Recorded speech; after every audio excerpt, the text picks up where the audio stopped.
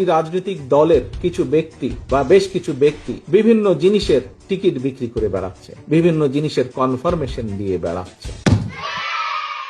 আমরা ধানের শীষে ভোট দিলে আমরা জান্নাত পাবো, এটা আমরা বলতে পারি। সেই প্রেসিডেন্ট জিয়া সালে তারেক রহমান, তার নাম উচ্চারণ করতে হলে উঁচু করে করবেন। শহীদ রাষ্ট্রপতি জিয়া রহমানের নাম নিয়ে প্রতিদিন ব্যস্ত নিশ্চিত। বেগম খালেদা জিয়া যার নাম উচ্চারণ করলে মুখটা পবিত্র হয়ে যায়।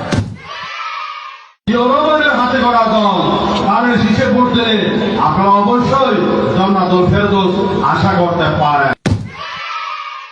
আপনার স্বামী যার পায়ের নিচে আপনার বেশ, সেই পুরুষ মানুষগুলো এখানে উপস্থিত আছে, তাদেরকে বলবো বাড়ি বাড়ি গিয়ে মা বোন চাচি খালাদের বলে দেবেন ভোট ধানের শীষে দিতে হবে। যদি ধানের শীষে ভোট না দেন, এই মহিলাদেরকে বলছি আপনারা জান্নাত পাবেন না।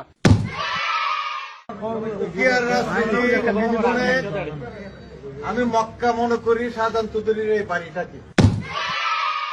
যারা পাল্লা মার্কে ভোট দিবে বরং এরা দুযোগে যাওয়ার সম্ভাবনা বেশি। বিভিন্ন বাড়িতে যাইয়া আমাদের ধানের শীষের পক্ষে কথা বলবে। নেতা হযরত ওমর রাদিয়াল্লাহু আনহু চার খলিফার এক খলিফা, আমার নেতা শহীদ প্রেসিডেন্ট জিয়া রহমান চার খলিফার মধ্যে একজন, আমার নেতা তারেক রহমান, হযরত আলী রাদিয়াল্লাহু আনহু, আমার নেতা মা ফাতেমা বেগম খালেদা জিয়া।